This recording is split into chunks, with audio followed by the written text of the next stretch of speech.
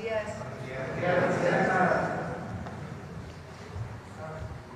Bien, ¿ustedes cómo están? Me da gusto verlas. Bueno, el día de hoy vamos a hablar sobre infraestructura, en particular de todas las obras estratégicas de agua. Está con nosotros Efraín Morales, director general de la CONAGUA, de la Comisión Nacional del Agua. Está Aaron Mastache, que es subdirector general de Infraestructura Hidroagrícola de CONAGUA. Felipe Sataraín, subdirector general de Agua Potable, y Jesús Heriberto Montes, gerente de Aguas Superficiales. Y al cierre de la conferencia de hoy está Miguel Elorza con el detector de mentiras. Bueno, nos va a presentar Efraín cómo vamos en los programas estratégicos y al final de su presentación nos va a informar de un caso en Chihuahua que el día de ayer se recuperó una cantidad de metros cúbicos muy importante que estaba utilizada para uso privado sin permiso y lo que pasó a partir de ese proceso. Entonces, Efraín, por favor. Sí. ¿Acá? Sí, mejor aquí. Con su permiso, Presidenta, muy buenos días a todas y a todos. Vamos a presentar los avances en cuanto a los proyectos estratégicos que estamos realizando en la CONAGUA, tanto de agua potable, drenaje y saneamiento, como también los que tienen que ver con la tecnificación. Adelante, por favor. Bueno, en esta primera lámina podemos ver que de los 17 proyectos estratégicos de los cuales ya hemos hablado en este espacio, tenemos 2 que ya se encuentran en ejecución, ya iniciaron con algunas acciones, uno que tiene que ver con los 10 municipios de la zona oriente del Estado de México, que es Amor con Amor se paga, y también el caso de Acapulco se transforma contigo. También queremos informar el día de hoy que tenemos 3 proyectos más que ya se encuentran en proceso de licitación.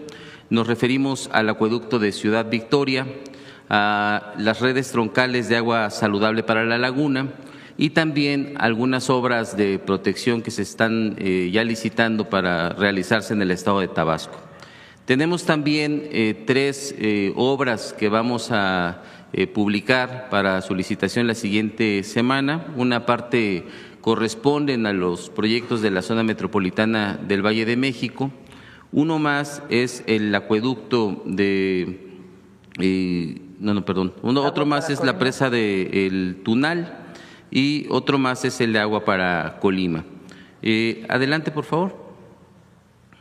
Bueno, aquí en cuanto al proyecto de Acapulco se transforma contigo, que contiene 9 acciones, hay una que ya se encuentra en ejecución, que es la construcción del cruce del acueducto Papagayo 2 sobre el río de la Sabana, y también el desasolve que se está llevando a cabo en el río de la Sabana y en canales pluviales de San Agustín y de la Bahía.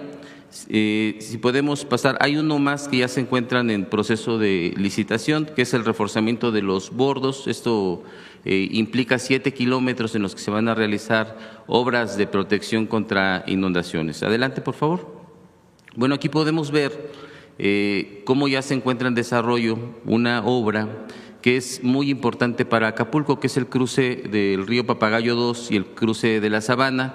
Recordar que derivado de las afectaciones del huracán John, esta afectación fue la que interrumpió el suministro de agua potable prácticamente durante un mes en el puerto de Acapulco. Lo que se está haciendo es profundizar la colocación del colector para que en caso de que haya una creciente del río no se lleve los tubos como ocurrió en esta ocasión. Es una obra de adaptación a las condiciones climáticas. Adelante, por favor.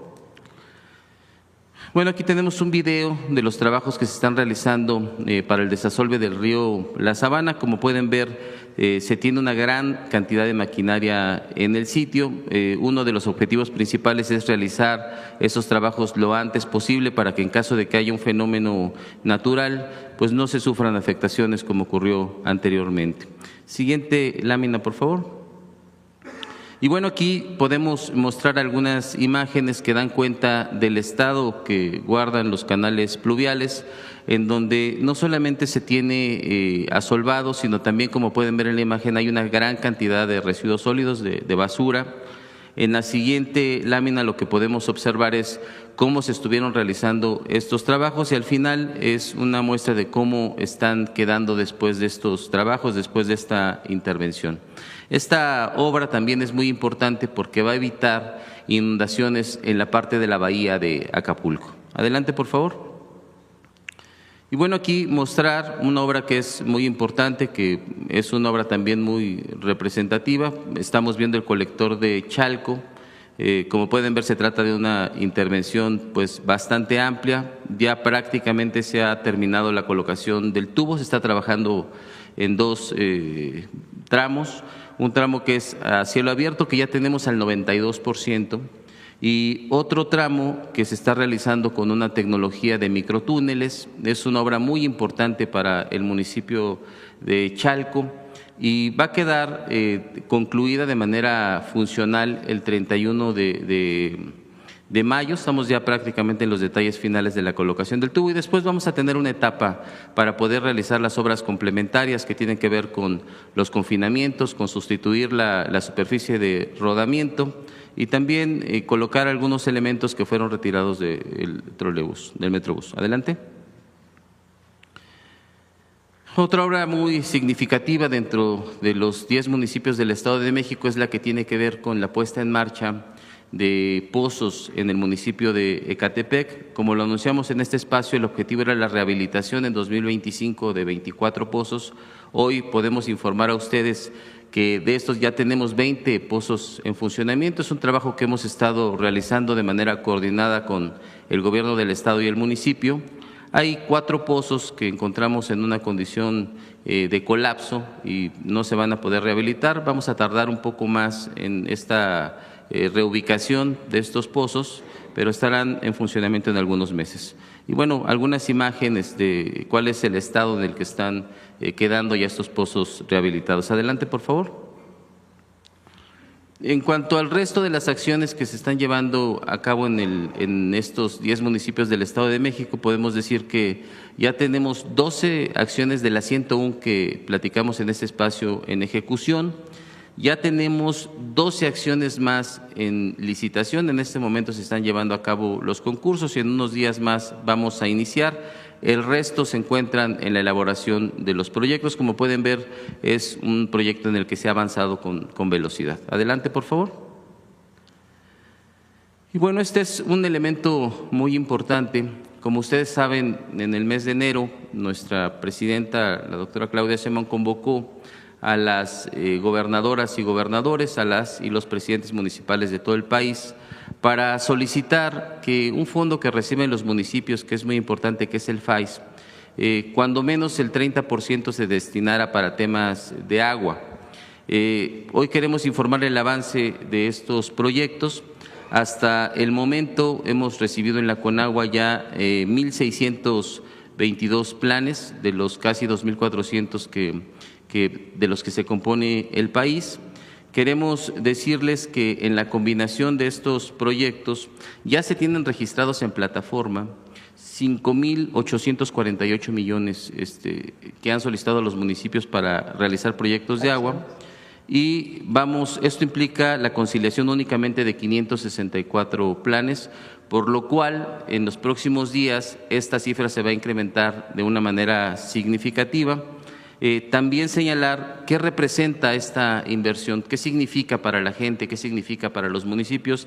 Hasta el momento significan casi 6,000 acciones, 4,143 acciones de agua potable, drenaje y saneamiento con la que la gente de los municipios se va a ver beneficiada. Adelante, por favor. Y en el caso de la tecnificación de los distritos de riego, informar en este espacio que ya en el caso hemos iniciado ya con los procesos de contratación. El caso del pabellón Aguascalientes, el distrito 01, ya se encuentra en proceso de licitación. Tenemos 8 paquetes más que corresponden al Valle de Juárez, a Delicias, al estado de Morelos, a Tula, Alfajayucan, a Jacuba, que están en Hidalgo, y la región lagunera, que en estos próximos días, me refiero a las siguientes semanas, saldrán ya a proceso de licitación y en un mes más estaremos dando comienzo a esas obras. Hay otros proyectos que aún se encuentran en proceso de elaboración. El objetivo es que durante los siguientes meses de junio y julio iniciemos ya con estos procesos de licitación y en agosto estemos iniciando las obras. También decir que en muchos de ellos se va a dar hasta esa fecha porque en este momento todavía algunos se encuentran con cultivos en proceso. Adelante. Bueno, aquí algunas imágenes de los acuerdos a los que ya hemos llegado prácticamente con todos los distritos de riego. Recordar que este proyecto no solo implica la tecnificación del campo y que se incremente la producción, sino que también implica que se pueda, parte del agua que se ahorre en estos procesos productivos, sirva para destinarla al consumo humano. Entonces, es una labor que se ha hecho de la mano con los productores, ha sido todo mediante acuerdo. Ya tenemos definidos los volúmenes, ya tenemos definidas las acciones y lo que sigue es ya detallar los proyectos para poderlos llevar a cabo. Adelante.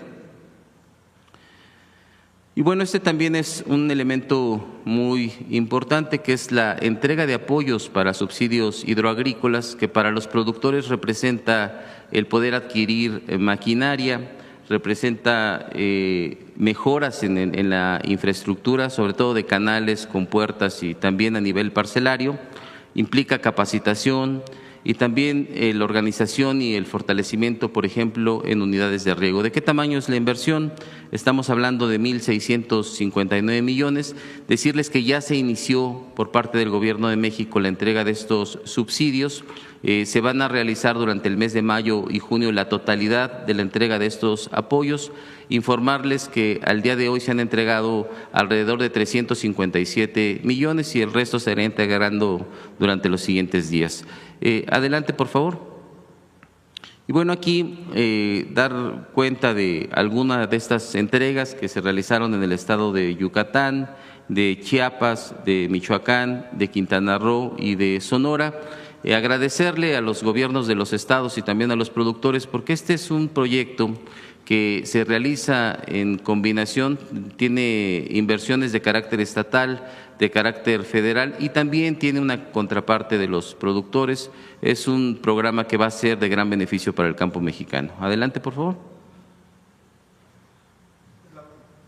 Es la última. Bueno, eso es lo que tenemos que informar con respecto a los temas de agua.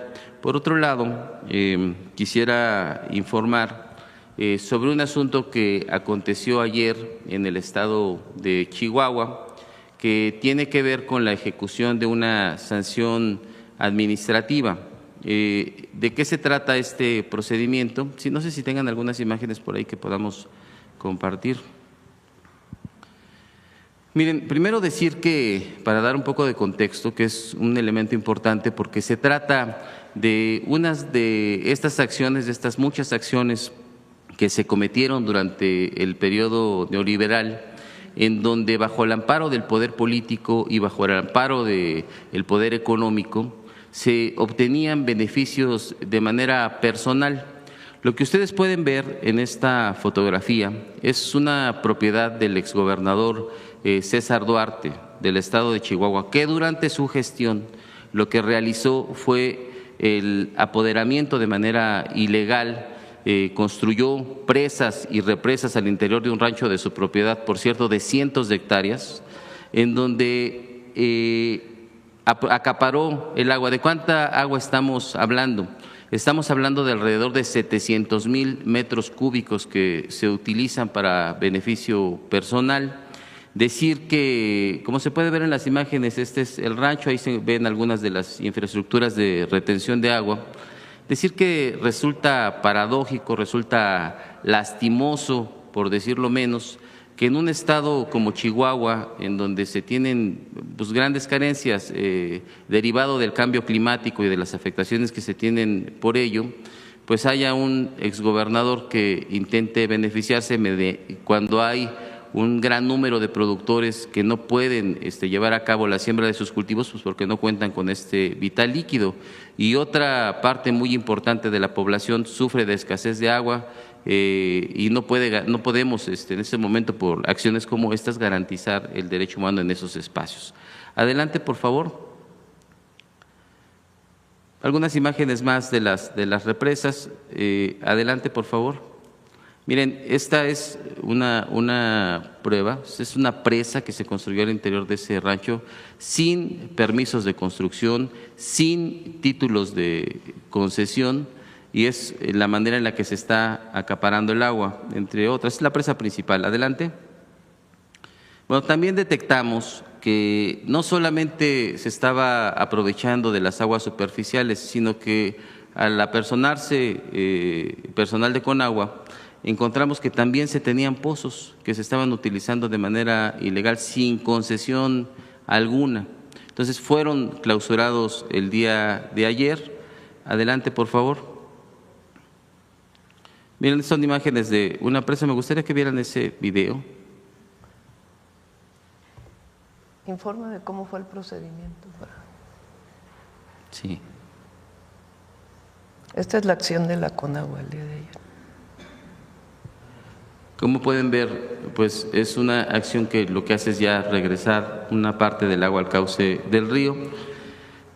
Otra cosa que queremos resaltar, que es increíble que siga sucediendo, son los tiempos. Miren, ¿cuál fue el procedimiento? Nosotros el día lunes llevamos a cabo, la Comisión Nacional del Agua llevó a cabo una notificación en donde se le informó que se iba a llevar a cabo la ejecución de este procedimiento administrativo para derribar estos 5 represos y también la presa. Una vez que se llevó a cabo la notificación, el día martes, que fue el día de ayer, se inició con estos trabajos de demolición. Pero, ¿qué creen que es lo que ocurrió? Que es algo muy importante que lo conozca la gente. En tan solo 24 horas, se llevó a cabo la notificación de la Conagua. Se llevó a cabo un escrito de un incidente para un juicio de amparo indirecto para solicitar una suspensión provisional de esta acción que está llevando a cabo la Conagua. ¿Y qué creen que se le otorgó? En menos de 24 horas. Ahora, ¿quién realizó este procedimiento? Quien se presenta a informarnos que este procedimiento se está llevando a cabo fue quien dijo ser los hermanos del gobernador. Y además, también lo que nos informan es que se trata de la misma juez, por ejemplo, que suspendió la distribución de los libros de texto. Entonces, creemos que esto es pues parte de esta asociación que se tenía entre el poder político y muchos factores de poder para seguir sacando beneficios de manera personal. Entonces, decir que ante esta situación, según las instrucciones que nos ha dado la presidenta, vamos a seguir pues garantizando en primer lugar el derecho humano al agua y evitando que se cometan cualquier tipo de ilegalidades para el uso del agua y también en este proceso que estamos llevando a cabo de ordenamiento de las concesiones. Y vamos a presentar todos los procedimientos legales contra quienes resulten responsables, ya sea de manera directa o que están teniendo relación de contubernio y de complicidad para que este tipo de abusos se sigan cometiendo en perjuicio del pueblo, en este caso en perjuicio de la gente de Chihuahua. Es cuanto, presidente. Gracias, Efraín.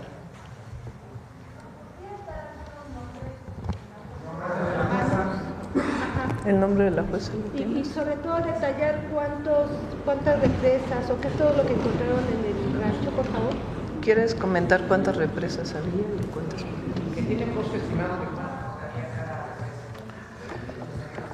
Se trata, el nombre de la jueza es Madi Estrada y se trata de una infraestructura de 5 represas y de una presa principal, como lo pudimos ver en las imágenes, además de un pozo que también se muestra en las imágenes.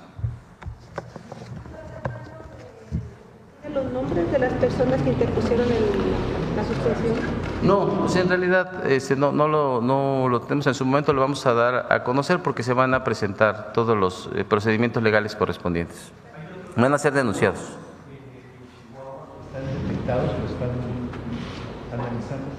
Sí, es un tema importante. Miren, parte del proceso de ordenamiento de las concesiones y del uso legal del agua tiene que ver con una revisión que se está llevando a cabo de todos los títulos de concesión y de los aprovechamientos, aunque no se tengan títulos porque hay muchos que se utilizan de manera ilegal.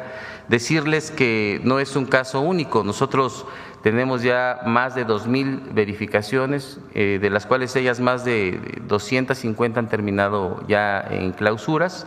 Seguramente en algún momento tendremos oportunidad de que las puedan conocer en este mismo espacio y las iremos informando, pero se trata de una actividad que está realizando la Comisión Nacional del Agua de manera generalizada en todo el país.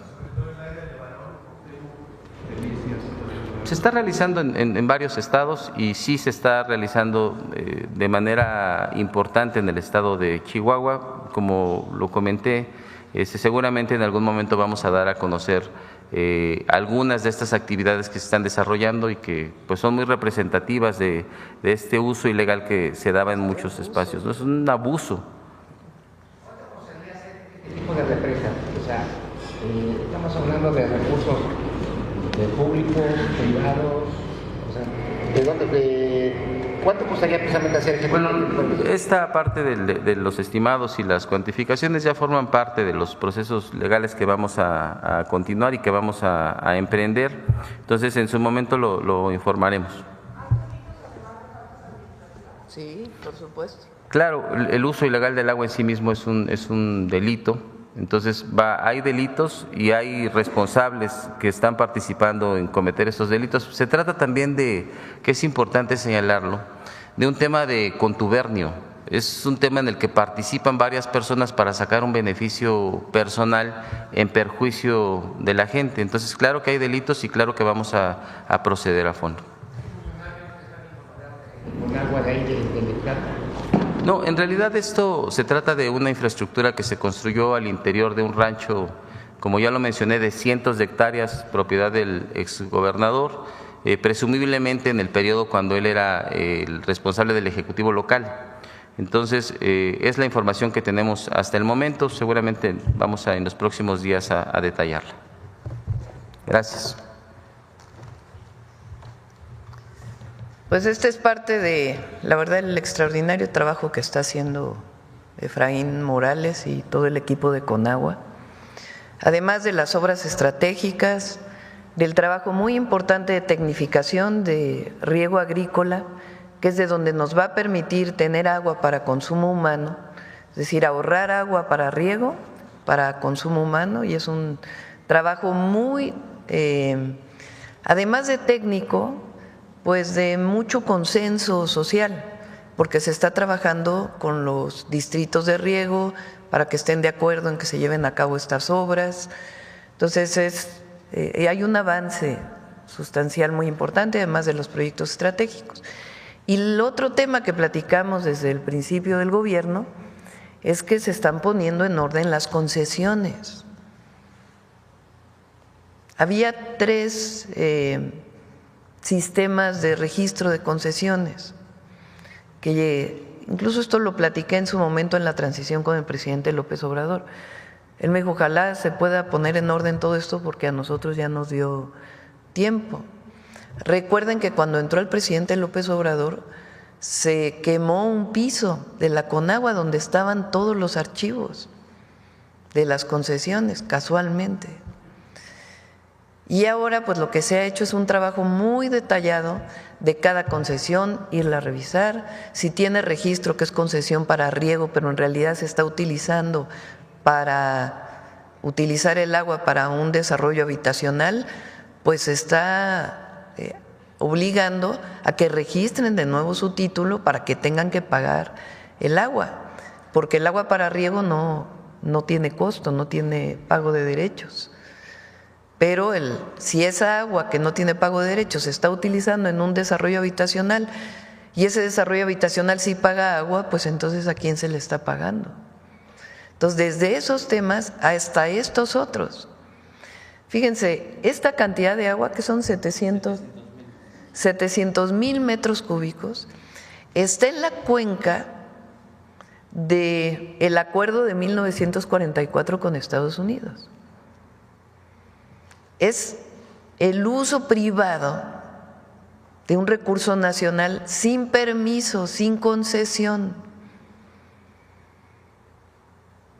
Se hace un trabajo legal de notificación primero.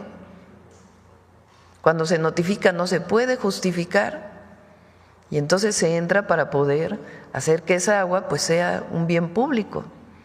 Y entonces llega un amparo en 24 horas, rapidísimo, que otorga una juez que es la misma juez de los libros de texto, que no permitió que se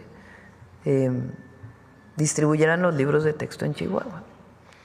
Entonces ahora pues se va a presentar denuncia penal a la Fiscalía General de la República, primero por el uso ilegal del agua y segundo pues todos los que estén vinculados con este proceso, porque el agua es un recurso nacional y hay mecanismos para concesiones de agua. Lo que no se puede permitir es que en un lugar donde hay escasez de agua, pues hay una apropiación privada del agua sin permiso y además pues en este contubernio de autoridades. Entonces el agua es un recurso de la nación y este trabajo lo vamos a seguir haciendo. Pues en cierta forma sí.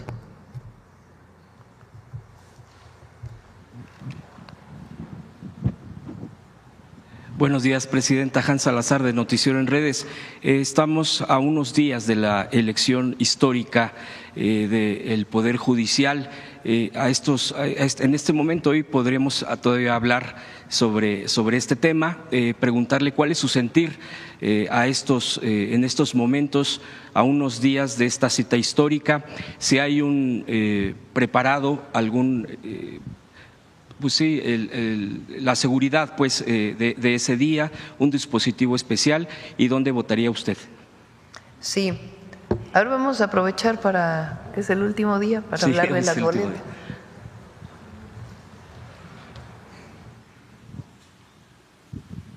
A ver si me ponen las 6 boletas.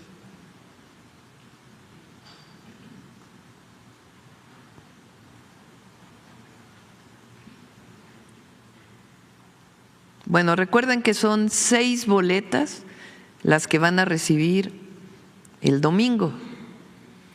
Y en aquellos lugares donde hay procesos locales, también de renovación del Poder Judicial en los estados, por ejemplo, en la Ciudad de México, hay un número de boletas que tienen que ver con los candidatos al Poder Judicial de la Ciudad de México.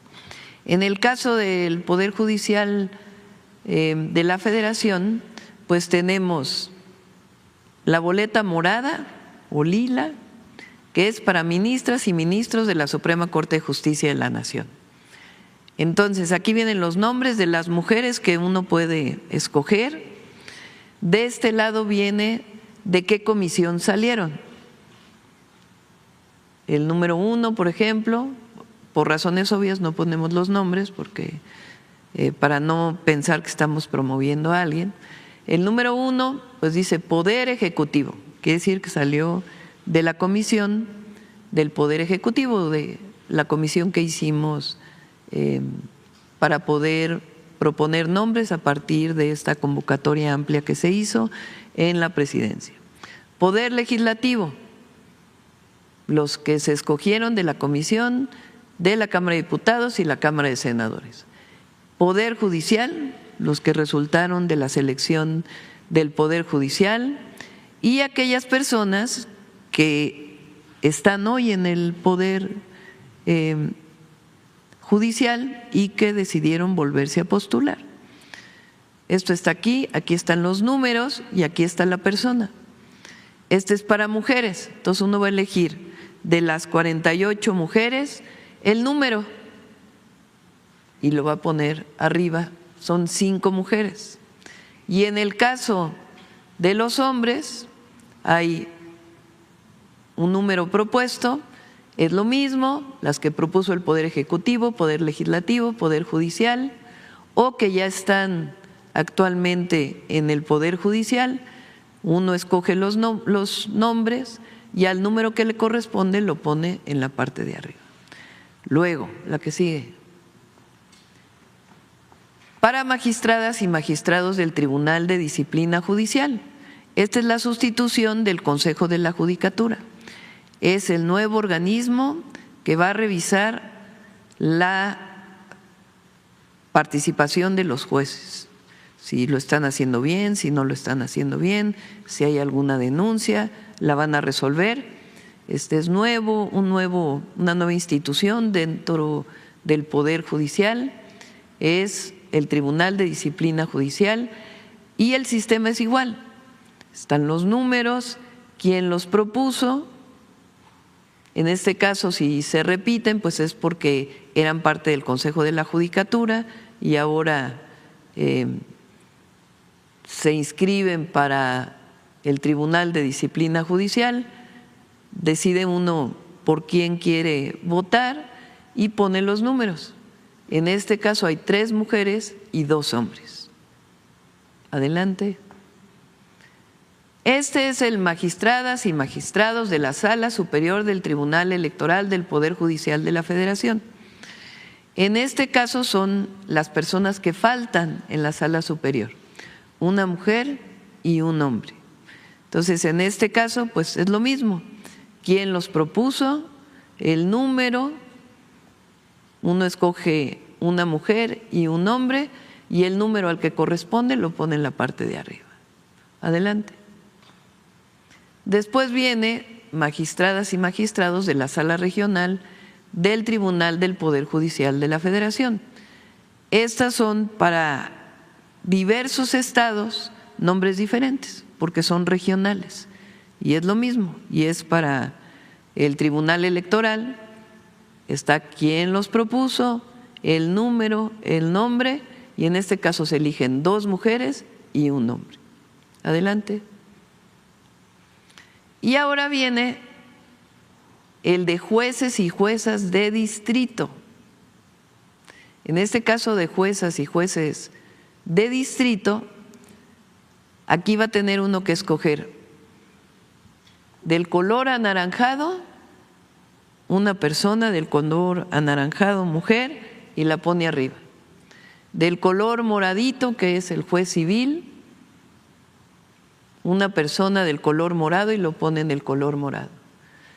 O lila, del color más azulado, más morado, este es lila, morado, también, y lo pone arriba. Del color azulito, de todos los del color azulito, arriba, y del amarillo, arriba. E igual para las mujeres y para los hombres. Esta es la manera en que vamos a votar el próximo domingo. Por eso uno tiene que llevar, pues estudiar previamente por quién va a votar, para que uno pueda decir, bueno, pues de lo que hemos estudiado, estas son las personas por las que queremos votar. Esta es la muestra de las boletas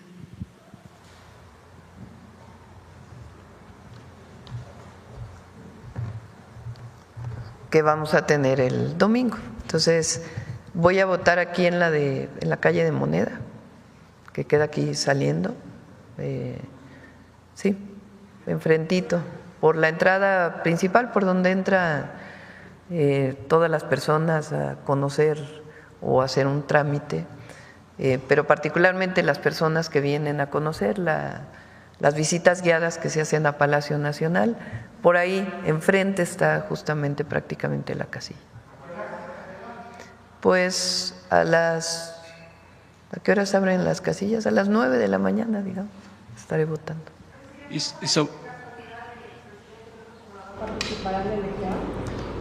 No tengo conocimiento. Es importante esto, no sé por sus hijos o por alguna persona que lo haya ido a visitar, que está muy bien, pero no he tenido comunicación con el presidente López Obrador. Entonces, no podría decirle si él va a votar o no va a votar. ¿Dispositivo especial, Presidenta, sobre el tema de seguridad para ese día? Sí, se está… bueno, hay, digamos, 2 votaciones que se van a llevar a cabo este domingo. Una para el Poder Judicial en todo el país, en algunos estados también el Poder Judicial estatal, y en particular en Veracruz y en Durango se va a llevar a cabo la votación para presidentes y presidentas municipales. En particular en Durango y en Veracruz pues va a haber mayor presencia de la Guardia Nacional, pues para garantizar que no hay ningún problema durante la elección. Ya está la Guardia Nacional en estos 2 estados y en el resto de los estados, con el despliegue normal de la Guardia Nacional, pues van a estar vigilando y además pues van a vigilar los paquetes, como normalmente se hace, que se lleven de la casilla al centro en este caso de escrutinio y cómputo, que va a ser en los consejos distritales. Y respecto a la oposición, Presidenta, que ha estado continuando pidiendo el boicot o convocando a no votar, por lo menos a no votar, e incluso una televisora, la televisora TV Azteca particularmente, incluso se ha volcado a pedir que no votar porque pues toda una serie de me parece a mí, de falsedades en torno a este tema, porque obviamente desde un principio se opusieron y porque pues todo esto del Poder Judicial tiene una consecuencia de cómo ha sido controlado, cómo ha sido cooptado en la historia misma del país. Yo preguntarle, Presidenta, ya hoy que puede decir, expresarse al respecto, ¿qué le diría a la población? ¿Cuál sería su mensaje previo a esta elección? Y también si algunas palabras le diría a la oposición en esta postura que están teniendo de decir, denostando la elección y diciendo que esta elección que viene, donde se va a poder votar abiertamente, es lo más antidemocrático que puede haber. Bueno, a la gente, al pueblo de México, a todas y a todos, salgan a votar. Es muy importante la elección del domingo, que participen libremente, lo que decidan por quien quieran votar. Pero participen, es muy importante que haya una participación masiva en la elección. Y van a votar millones de personas el próximo domingo. Es mejor que vote millones de personas a que decida la presidenta con el Senado de la República. Las personas que vayan a votar van a decidir quién va a ser el Poder Judicial. Y quienes resulten triunfadores en esta elección, que resulten elegidos por el pueblo, elegidas, pues van a responder al pueblo. Esa es la gran diferencia. Entonces hay que salir a votar. Y a la oposición, que llama a no votar, pues más bien es que reflexionemos, el pueblo de México, ¿quién es más antidemocrático? ¿El que llama a que todos elijamos el Poder Judicial o el que llama a no votar? ¿Quién es más democrático? Tiene que ver porque la acusación, fíjense que está muy enredada el argumento, ¿no? Si la presidenta hubiera querido decidir a los ministros de la Corte, pues nos hubiéramos quedado como antes. ¿Para qué tanto relajo? Antes era que la presidenta enviaba antes eran los presidentes, ¿verdad? Porque no había habido una presidenta. Pero los presidentes mandaban una terna y el Senado decidía de esa terna, con las 2/3 partes, a quién de esos 3 iba a ser ministro o ministra. Si no se ponían de acuerdo, entonces regresa al Ejecutivo, se vuelve a mandar otra terna.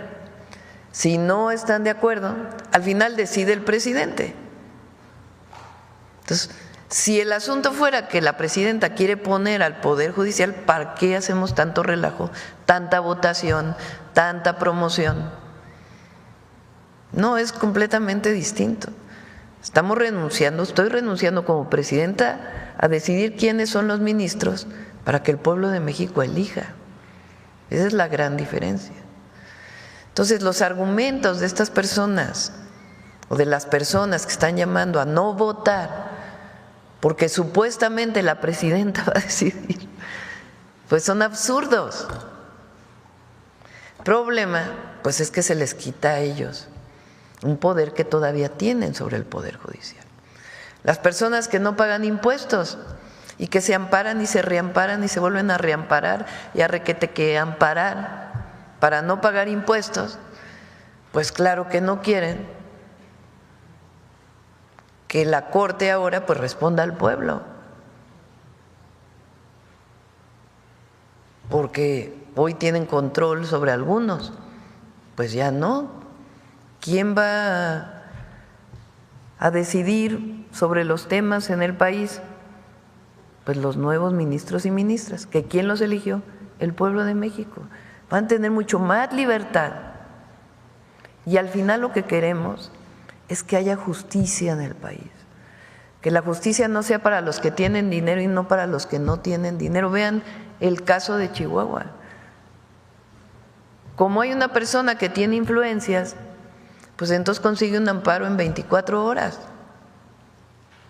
para que se le proteja de un acto ilegal, el robo del agua, que no tiene otro nombre. No, lo que queremos es que el rico, el pobre, que el que vive en el norte, el que vive en el sur, que todas y todos tengamos el mismo acceso a la justicia. Esa demanda viene desde los sentimientos de la nación de Morelos. Entonces, vamos a tener un mejor poder judicial.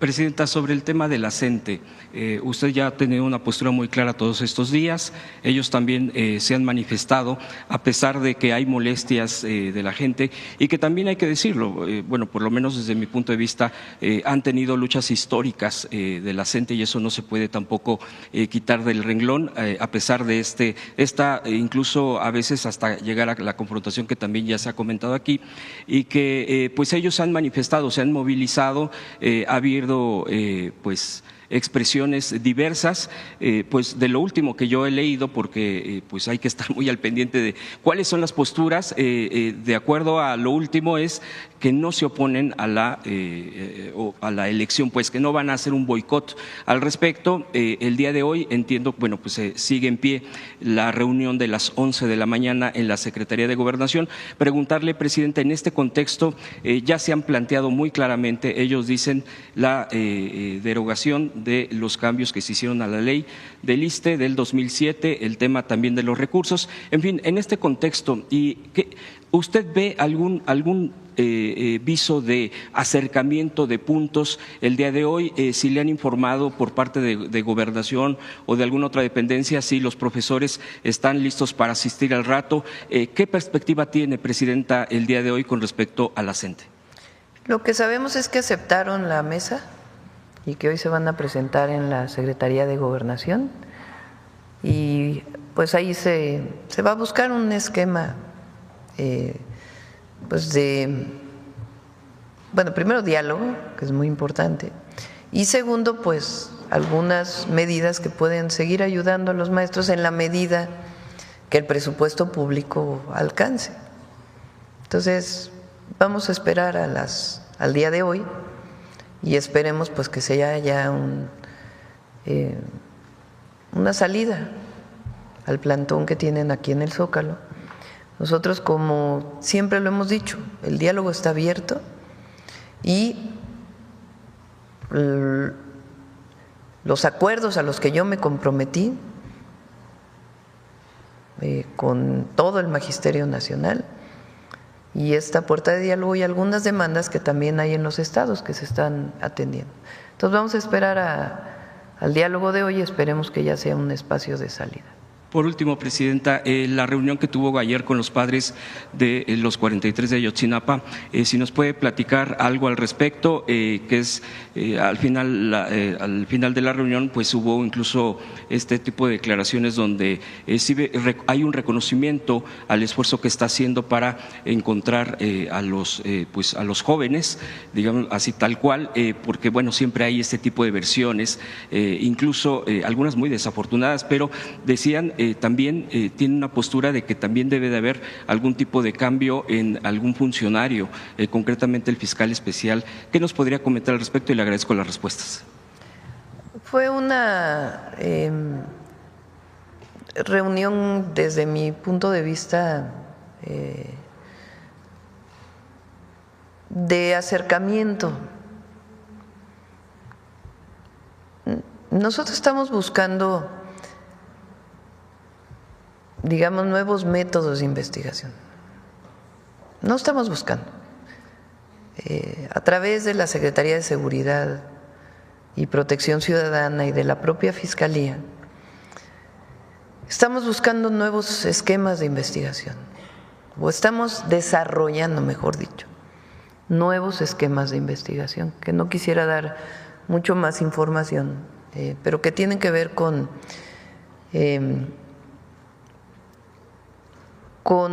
esquemas de investigación diferentes a los que se han seguido hasta ahora.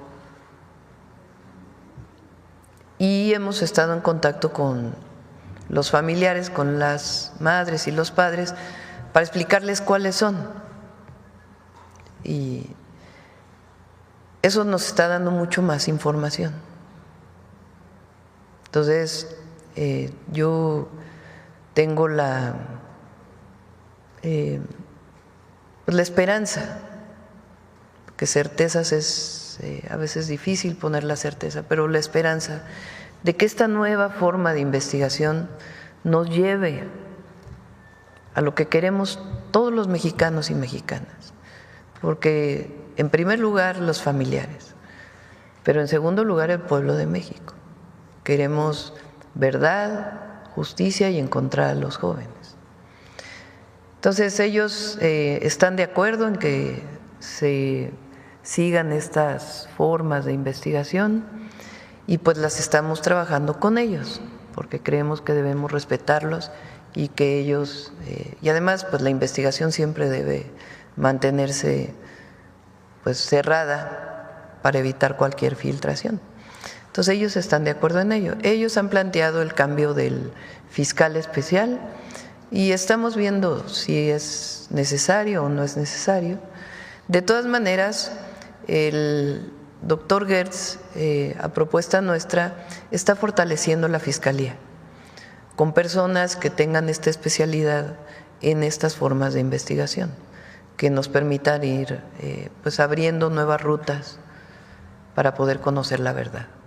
Entonces, se habló con ellos, se está atendiendo, nosotros marchamos con ellos. Entonces, más allá de,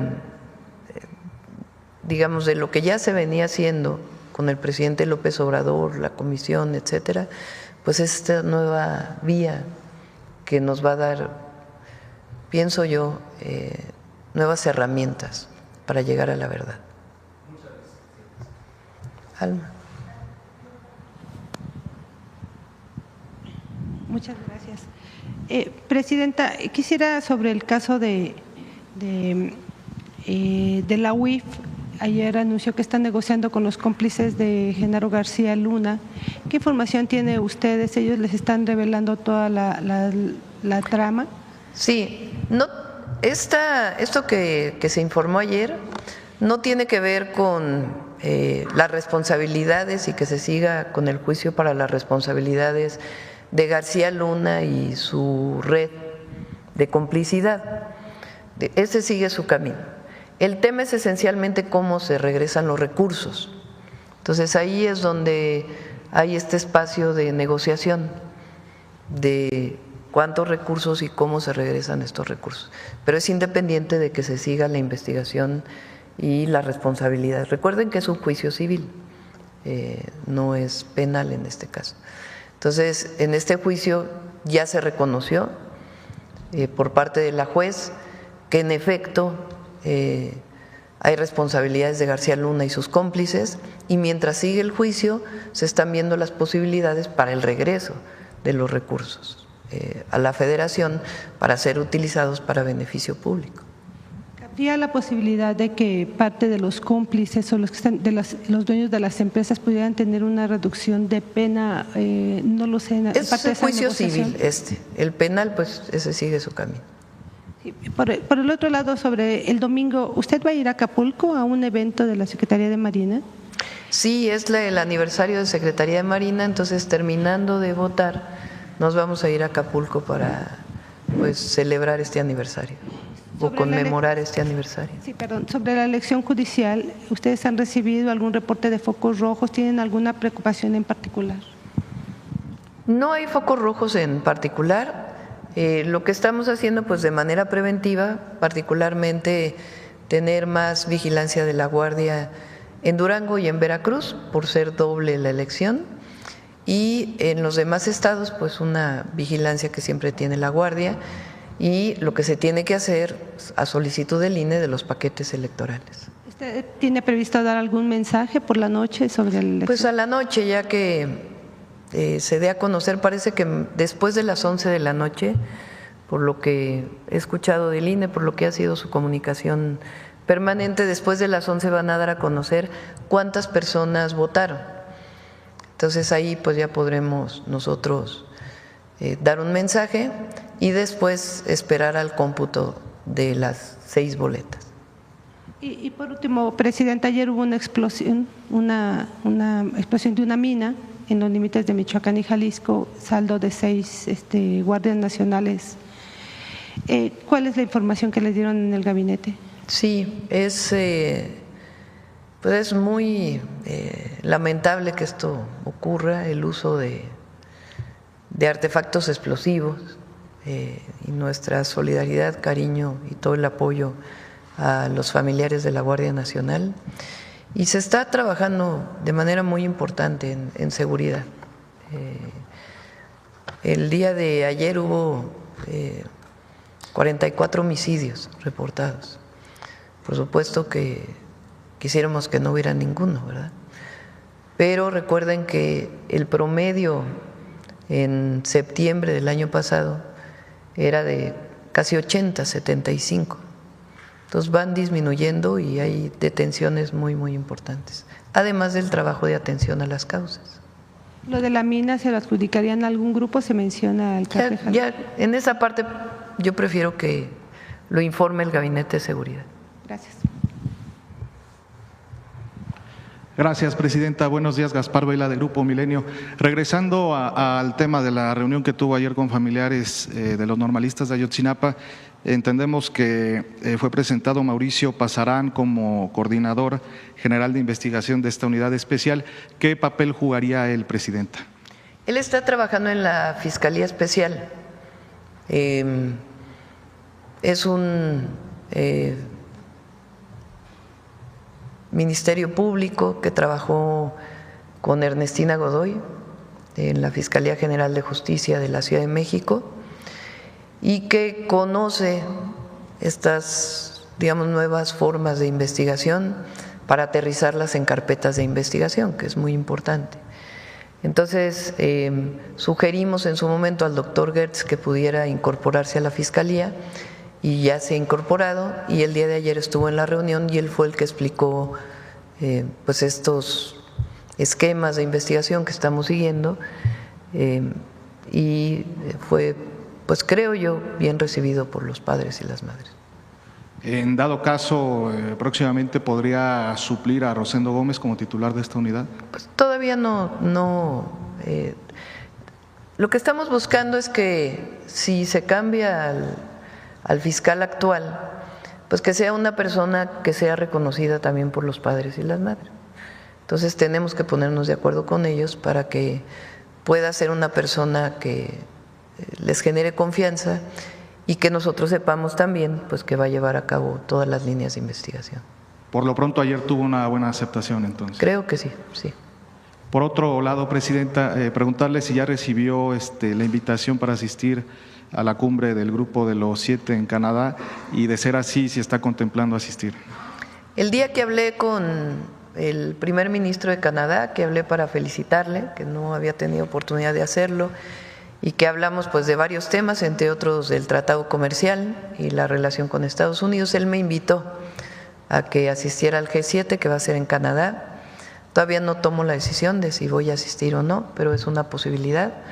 Le agradecí la invitación. México no es parte del G7, nos estarían invitando, pues hacen esta invitación como invitados especiales, digamos, y pues estamos evaluando frente a lo que hay en el país, pues la posibilidad de asistir. ¿Podría reunirse allá en Canadá con el presidente de los Estados Unidos también en esta cumbre? Pues ya veríamos, si tomamos la decisión de asistir, ya le estaríamos informando. El próximo 2 de junio se cumple un año de su triunfo en las elecciones presidenciales.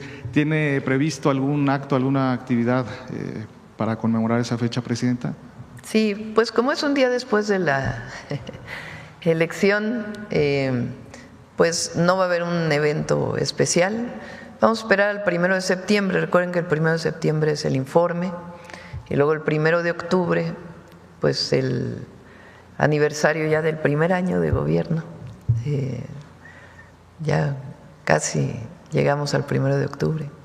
Entonces yo creo que estaríamos haciendo un evento mucho más amplio, sea el 1 de septiembre o el 1 de octubre.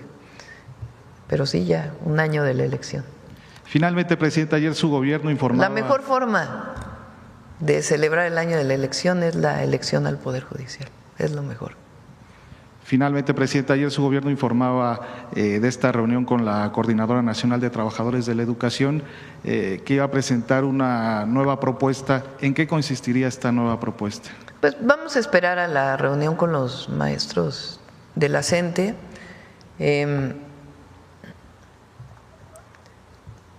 No tiene que ver con, digamos, nosotros, yo creo que esto tiene que quedar claro. Nosotros no estuvimos nunca de acuerdo con la reforma del 2007 a las pensiones.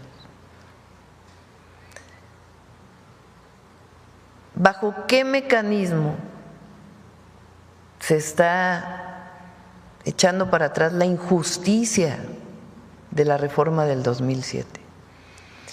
Uno, hasta ahora congelando la edad de jubilación para los que se quedaron en el 10º transitorio, es decir, para los que siguen en el régimen anterior, pero que injustamente se les fue subiendo la edad.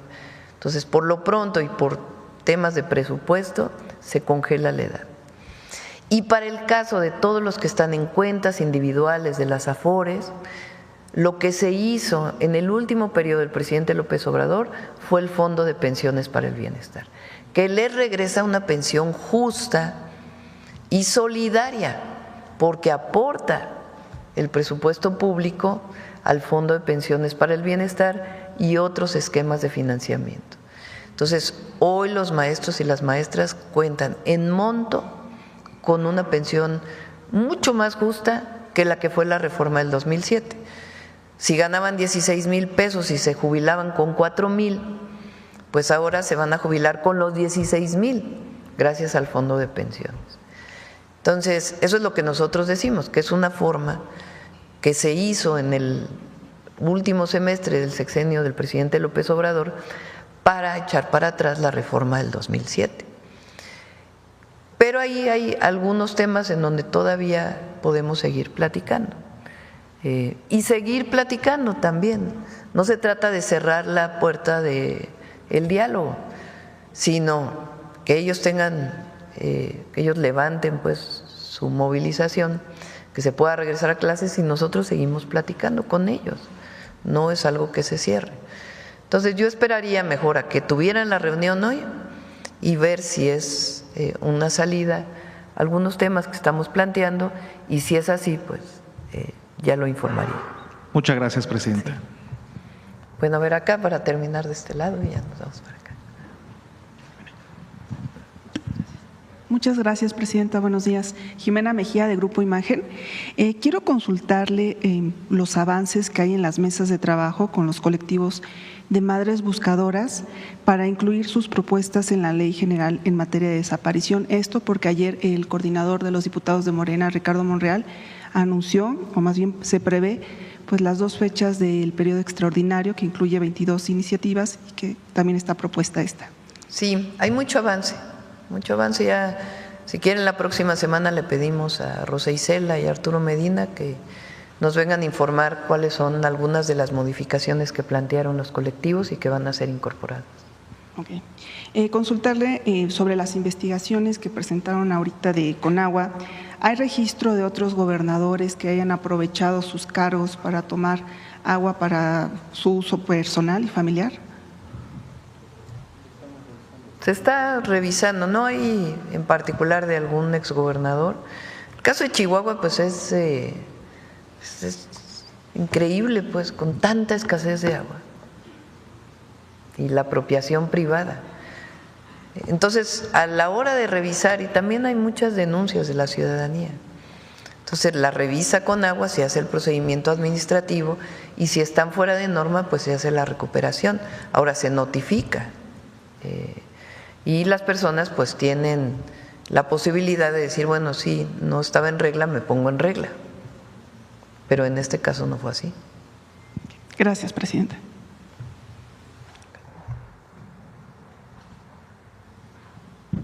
Gracias, Presidenta. Buenos días, Karina Aguilar, de Diario 24 Horas.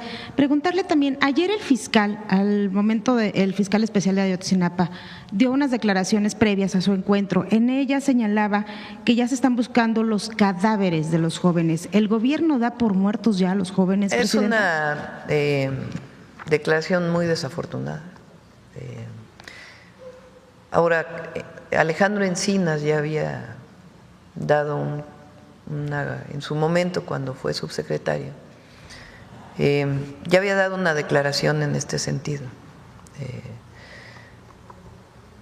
Pero la declaración pues no es muy afortunada y lo importante aquí pues es que seguimos trabajando. Presidente, preguntarle también, ayer usted informó sobre estos informes que dan los agentes extranjeros o las agencias extranjeras que están trabajando, que hacen algunas labores en el país. Dice que los informes se están dando bien legalmente. ¿Nos pudiera informar cuáles son las principales actividades que están haciendo en el país estos agentes extranjeros?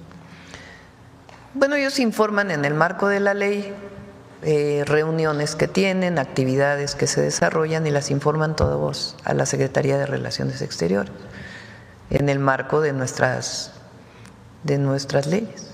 Pero les informan si van si hacen alguna vigilancia particular para hacia algún grupo criminal o hacia algunos personajes. Esa información se da, digamos, al más alto nivel, más que un informe escrito de una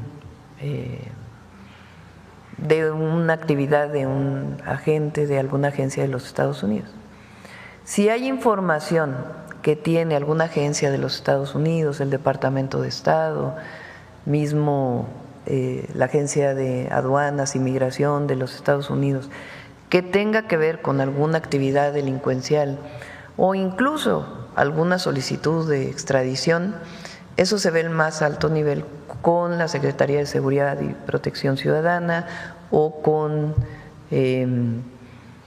el secretario de la Defensa, el secretario de la Marina, a partir de esquemas de colaboración bien determinados. Entonces, esa es, digamos, la colaboración que se tiene en muchos casos de información e inteligencia.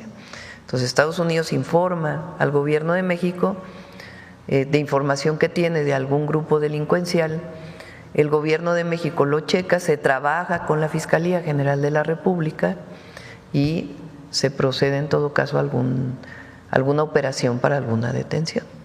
Pero son mecanismos establecidos que no tienen que ver, digamos, con…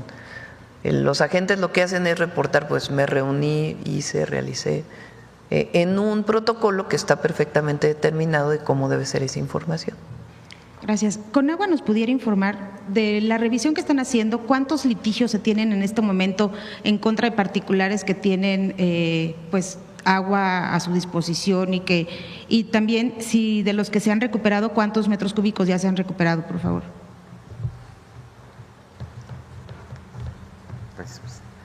Bueno, señalar, nosotros lo que estamos haciendo son dos cosas para un poco clarificar. O sea, por un lado estamos revisando absolutamente todos los títulos de concesión uno a uno. Estamos hablando de un universo de 530,000 títulos aproximadamente y de ellos ya llevamos la revisión de más de 300,000. ¿Cuáles son los casos que se han identificado de esta revisión? Pues hemos encontrado pozos que son de uso agrícola y que están instalados en un desarrollo habitacional o en un balneario o en un desarrollo industrial. Y como son pozos de uso agrícola, como lo mencionó ya en este espacio la presidenta, pues son pozos que no tienen cobro de agua. Entonces, como que están haciendo un uso indebido, se la están robando. Lo que estamos haciendo, una vez que hacemos esta revisión, procedemos a una revisión de campo en la que personal de la Conagua se presenta en estas instalaciones donde están los aprovechamientos y en ese momento realizamos la verificación y vemos cuál es el estado real, qué uso se le está dando a esta agua, si se trata de un error, digamos, en la inscripción o si realmente se está llevando a cabo este aprovechamiento. Ahora, derivado de estas verificaciones, nosotros hemos hecho ya más de 2,000, como lo mencioné hace un momento, y tenemos ya más de 300 clausuras. Otro caso muy emblemático es el que tiene que ver con este uso que se le da al agua de venderla a través de pipas en zonas que tienen una gran necesidad. Entonces, cuando pasa eso, procedemos a la clausura de manera inmediata y se levantan las denuncias correspondientes. Y la otra parte, que también es muy importante, que es una gran fuente de alimentación, además aprovechar para agradecerle a la gente, es que hay una gran cantidad de denuncias ciudadanas por extracción ilegal de agua. En este caso, lo que hacemos es seguir el mismo procedimiento. Enviamos personal de la Conagua, ya sea de las direcciones locales o a nivel central, a constatar que estas denuncias son reales y son ciertas, y en ese momento lo que se hace es se inicia una serie de procedimientos para recuperar o para clausurar esos aprovechamientos ilegales. Y por lo que respecta al tema de los juicios, nosotros lo que estamos haciendo es un programa de ordenamiento del tema de las concesiones, que es a lo que nos ha instruido la presidenta. Por supuesto, de manera muy enfática, combatir la ilegalidad, combatir el robo del agua, pero también generar procesos de ordenamiento en donde, si no están de manera regular, se puedan ordenar, que puedan seguir con esos aprovechamientos pagando sus derechos, cubriendo con el requisito de que sus descargas sean tratadas, que se ajusten realmente a los volúmenes que se necesitan, que se mida. Entonces es un proyecto bastante laborioso, bastante complejo, hay un gran equipo trabajando en ese espacio y es básicamente el procedimiento que se sigue. ¿Pero cuántos juicios tienen? Bueno, no tenemos en este dato el dato preciso de la cantidad de juicios, pero con gusto te lo compartimos al final Gracias. de la conferencia. Y también se nos puede aclarar el nombre de la jueza, por favor. Mari Soto Morales. Mari Soto Morales. Muchas gracias. Gracias. Gracias, presidenta. Gracias, presidenta. Marco Antonio Olvera, del periódico digital Hidalgo News y del canal de YouTube Hidalgo News World. Presidenta, le tengo 3 preguntas. Empezaríamos por el tema del Poder Judicial, que bueno, ya va a ser pronto la elección y ojalá que todo el mundo salga a votar. Presidenta, ¿cuál fue la decisión de que usted no haya retomado, digamos, la línea de asignar o seleccionar a los integrantes de la Corte? Usted los selecciona, o así se hacía en anteriores, se seleccionaban los nombres y se pasaban a la Cámara para que allí hubiese una votación, y si no se acordaba, bueno, pues ya usted o el presidente en turno, como es su caso, se designaba a los integrantes de la Corte. ¿Cuál fue la decisión por la que usted renunció, como lo acaba de mencionar? Y ¿cuál es su opinión de esta elección una vez que se lleve a cabo? cómo será la justicia en México para los ciudadanos comunes y corrientes, los que viajan en el metro, la pecera, los campesinos, las amas de casa, que muchos de ellos pues son vapuleados y que no han alcanzado a 200 años de la independencia de México una justicia, ni mucho menos como lo soñó el generalísimo Morelos. ¿Recuerdan ustedes que el 5 de febrero del 2024, el entonces presidente López Obrador presentó al pueblo de México 20 iniciativas, 18 constitucionales y 2 de cambios legales, a propuesta para que se pudieran aprobar antes de que él se fuera o después? ¿Qué tiene que ocurrir para que haya un cambio constitucional? Pues que 2/3 partes de la Cámara de Diputados, 2/3 partes de la Cámara de Senadores y la mayoría de los congresos estatales voten a favor de esa reforma constitucional. Así se cambia la Constitución en nuestro país, quedó establecido desde 1917. Una de esas propuestas fue la reforma al Poder Judicial. Como candidata entonces de Morena a la presidencia de la República, podría haber dicho, pues yo estoy de acuerdo en 10 y no estoy de acuerdo en otras 10. Pero estábamos de acuerdo en los planteamientos que hizo el presidente, en particular el de la reforma al Poder Judicial. Entonces, durante toda la campaña estuve planteando en todas las asambleas, todas las reuniones, todos los mítines con todos los sectores, incluso en todas las asambleas hacía yo una votación. ¿Quién está de acuerdo en que a las ministras y ministros las elige el Senado? ¿Quién está de acuerdo en que las elija en votación popular? Y la gente levantaba la mano. Cuando triunfamos el 2 de junio, después vino la calificación de la elección a presidenta, a diputados y a senadores. Recuerden que vino una andanada de la oposición diciendo que iba a haber sobrerepresentación de nuestra alianza, de nuestro grupo de partidos que postulamos juntos a la gran mayoría de los candidatos, que son Morena, el Partido Verde, el Partido del Trabajo. Entonces se hizo la calificación de la elección y se demostró que lo que decía la ley pues era lo que aplicó el Tribunal Electoral para poder determinar quiénes eran diputados y senadores. A partir de ahí pues se aprueban las reformas constitucionales. Al presidente le toca todavía en septiembre, el 15 de septiembre se publica la reforma al Poder Judicial y después se publican otras 2 reformas muy importantes. El paso de la Guardia Nacional definitivo a la Secretaría de la Defensa Nacional y la reforma al artículo 2 constitucional de que los pueblos originarios por primera vez en la historia de México sean sujetos de derecho del México independiente y tengan plenos derechos los pueblos originarios y afrodescendientes. Esas 3 se publican cuando el presidente López Obrador todavía era presidente. De octubre a la fecha, pues nos toca a nosotros otras y otras que presentamos también nosotros, como la igualdad sustantiva de las mujeres y otras reformas constitucionales. ¿Por qué estamos de acuerdo?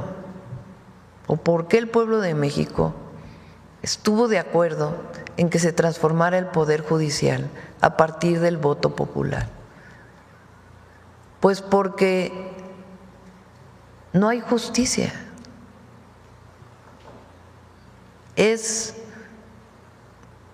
Son muy pocos los casos de acceso a la justicia.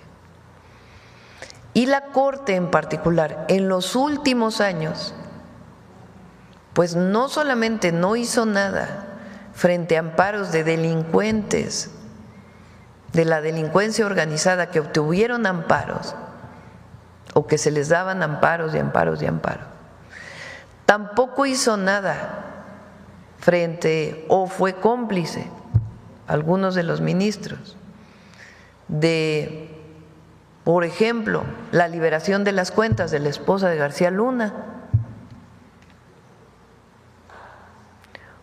o muchos otros temas de permitir que haya impunidad en el pago de impuestos, es decir, que no se paguen impuestos.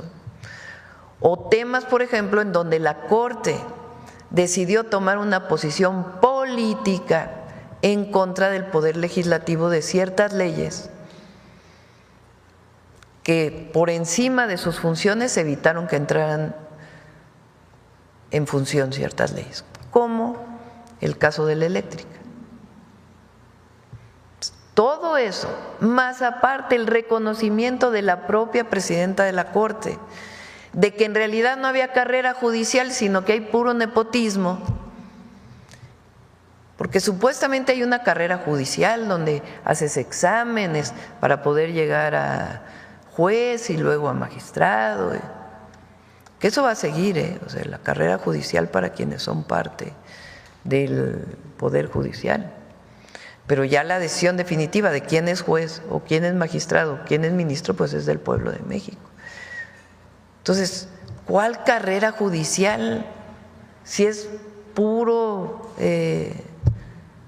dedazo de amigos, primos, hermanos? Si no, ¿cómo se explica que la mitad del Poder Judicial sean amigos, primos, hermanos de los ministros, de los magistrados, de un estado, de otro estado? Entonces, la decisión de renunciar, porque es eso, porque yo podría haber dicho, no, sí soy candidata de Morena, pero no estoy de acuerdo con la reforma al Poder Judicial. O al final, cuando ya ganara, hubiera dicho, no, pues fíjense que no se van a elegir todos y yo le pido al Congreso. Pues no, primero no traicionamos lo que hablamos con el pueblo. Y segundo, le va a hacer muy bien al país. Se va a refrescar el Poder Judicial. Y además viene una segunda reforma, no reforma a las leyes, porque la reforma al Poder Judicial dice que hay casos que se tienen que resolver más rápido. ¿Cuántos casos no hay de una denuncia que se pone y tarda 10 años en resolverse?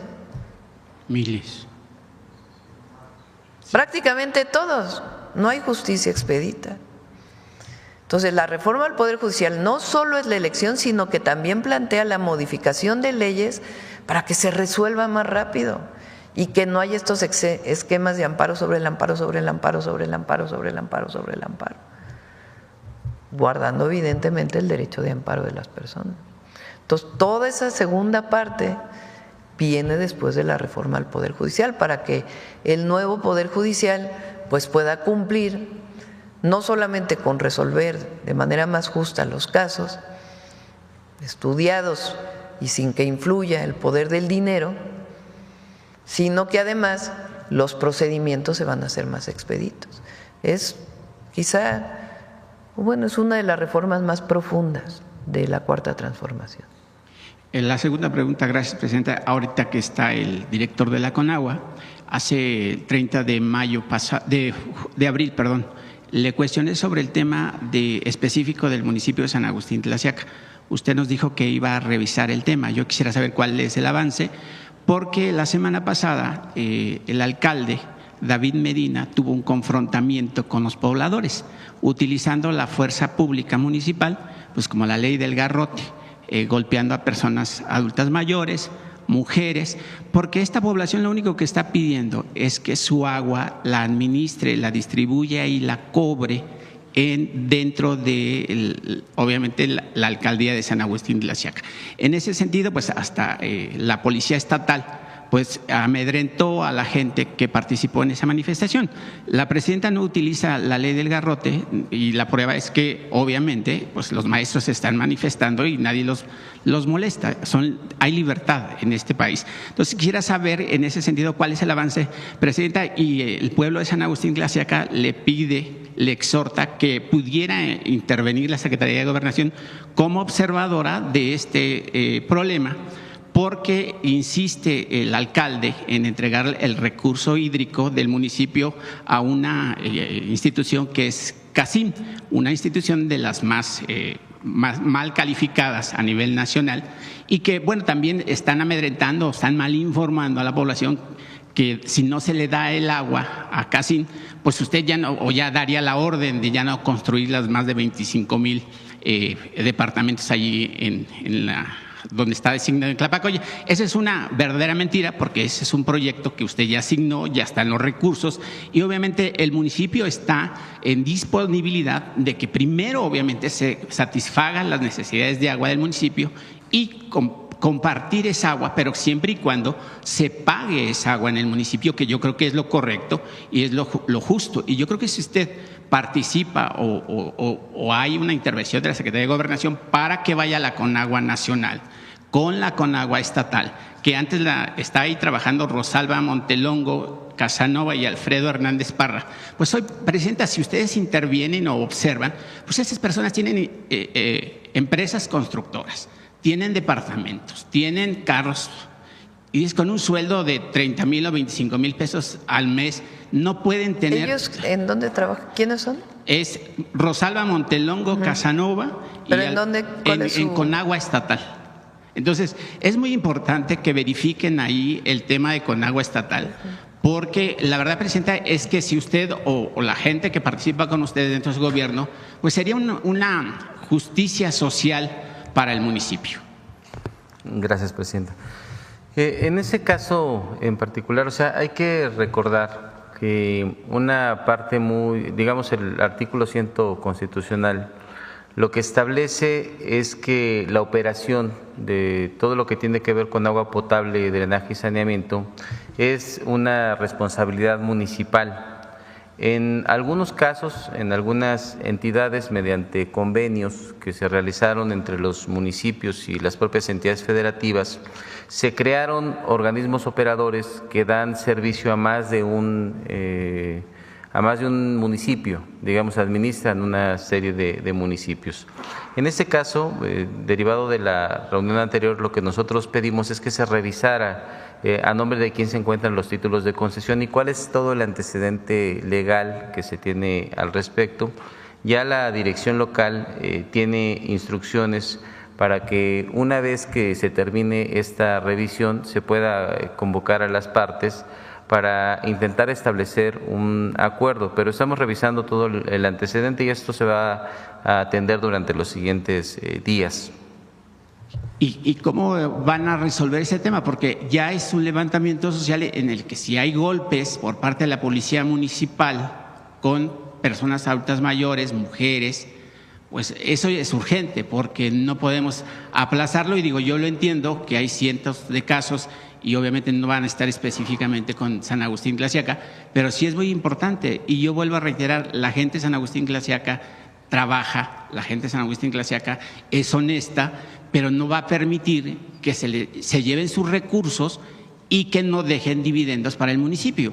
Porque es como le dije la anterior ocasión a la presidenta, es como si México le permitiera a países de Europa extraer petróleo, pagamos la electricidad, pagamos el personal, se llevan el petróleo y nosotros pagamos todos los enseres o los gastos que se te generen. Eso es imposible.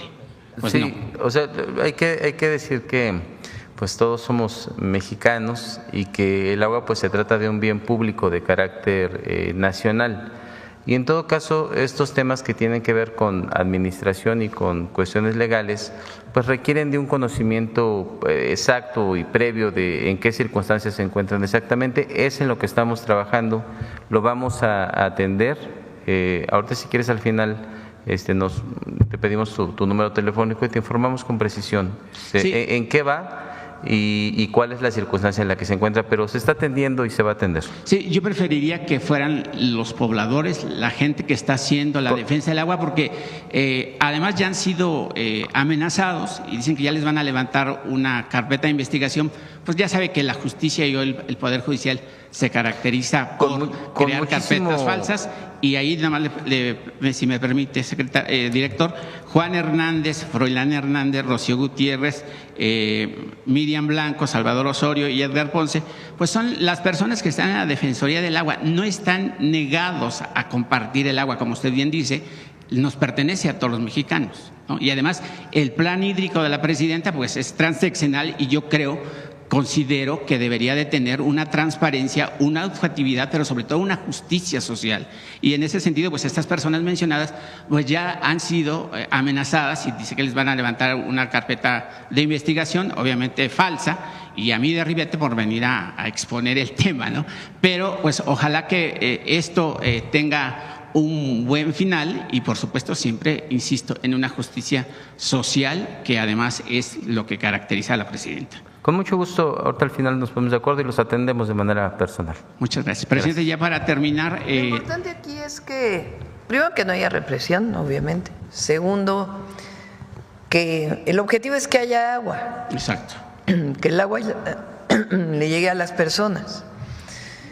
En algunos casos se está buscando que las administraciones municipales puedan ponerse de acuerdo con la administración estatal, porque los municipios no tienen suficientes recursos para poder atender plantas de tratamiento. Hay muchas plantas de tratamiento, por ejemplo, en el país, que están en manos de los municipios, pero no tienen los recursos ni para pagar la electricidad. Entonces, nosotros necesitamos generar un esquema administrativo en donde haya los recursos suficientes para que todo funcione.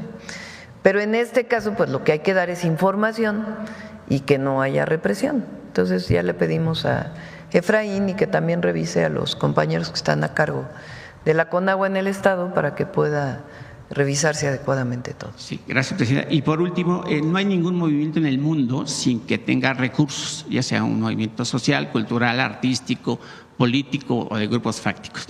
En ese sentido, presidenta, a mí me llega una carta de no voy a leer la carta porque obviamente es mucho tiempo, del profesor Oscar Pech, que lleva 38 años como maestro, desde primaria, secundaria, preparatoria y universidad. Él dice, como integrante maestro al interior de este gremio que enseña a los alumnos, que bueno, el movimiento de la CENTE pues participan maestros de Chiapas, Oaxaca, Guerrero y ahora Zacatecas. Zacatecas es muy curioso, dice Pech, porque pues ahí hay pues, una mano meciendo la cuna, pues nada más y nada menos que es Ricardo Monreal, que con mecanismos económicos pues financia para que esto siga un golpeteo hacia su gobierno. Yo creo que no supera, ¿no? En ese sentido, presidenta, pues usted le dio el 9% de aumento salarial a los maestros. Nunca antes visto. Lo que pasó en Zacatecas, porque todo en su justo término, ¿no? Porque todo lo que pasa en Zacatecas, pues, ahora parece que es Ricardo Monreal. Zacatecas, ¿qué pasó? Por primera vez ganó la CENTE, la sección. O sea, recuerden que el CENTE es el Sindicato Nacional de Trabajadores de la Educación.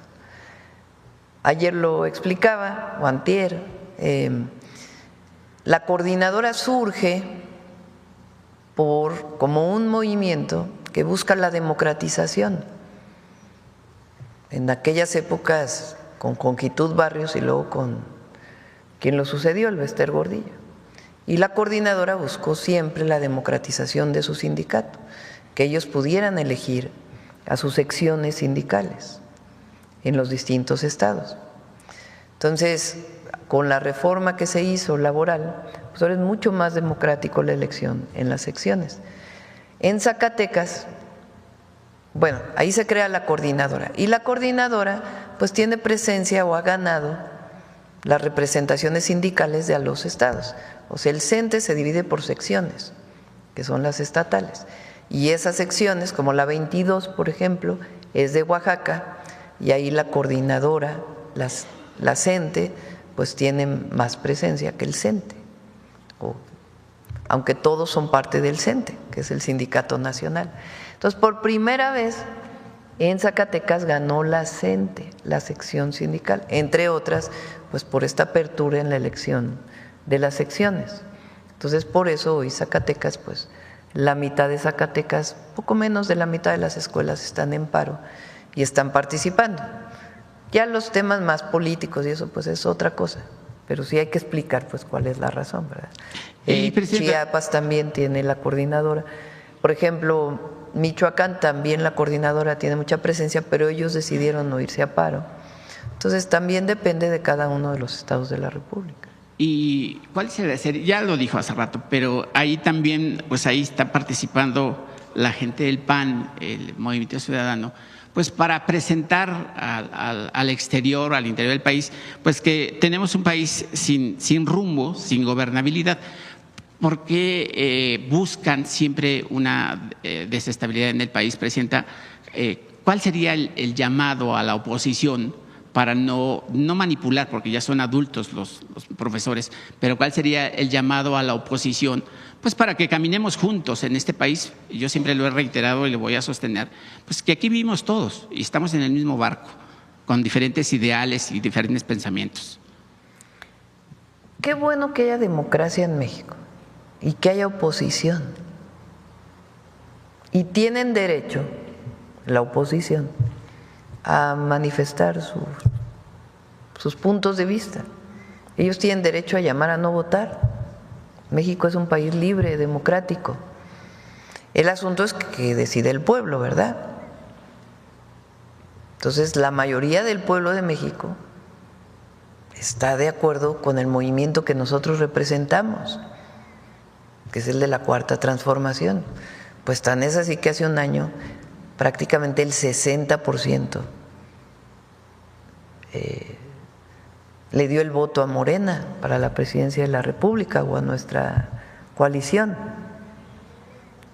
Ellos están en contra de que haya programas de bienestar. Es más, votaron en contra de que estuvieran en la Constitución. Pues tienen derecho a votar en contra y estar en contra de ello.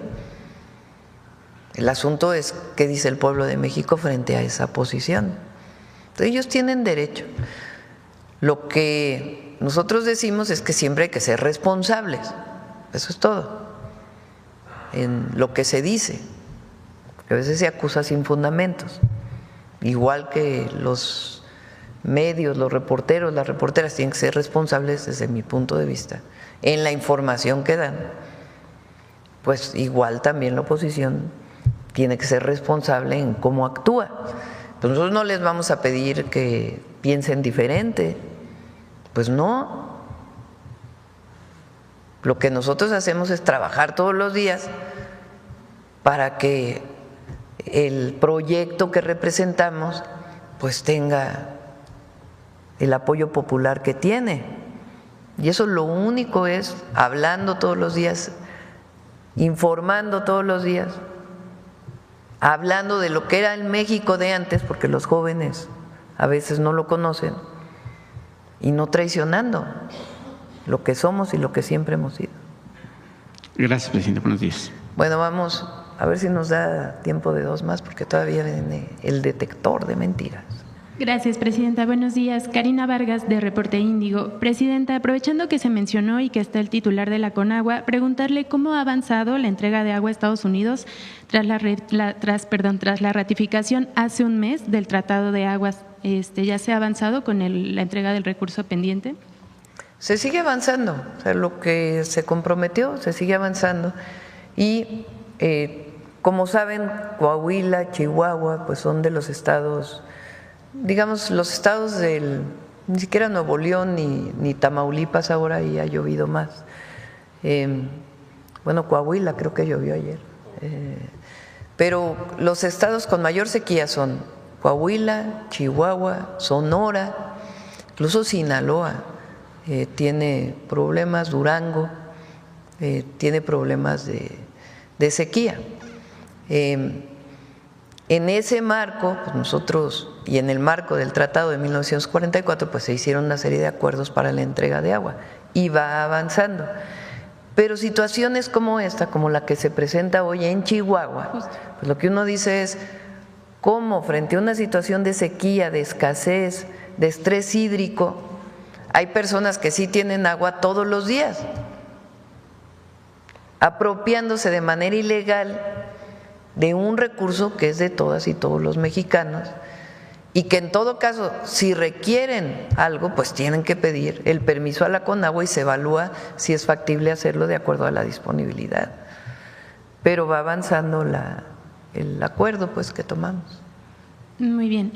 Ayer se dieron a conocer las medidas que tomarán los gobiernos de México y de Estados Unidos para dar seguimiento al tema del gusano barrenador. Sin embargo, aún no se retira la suspensión de la exportación de ganado.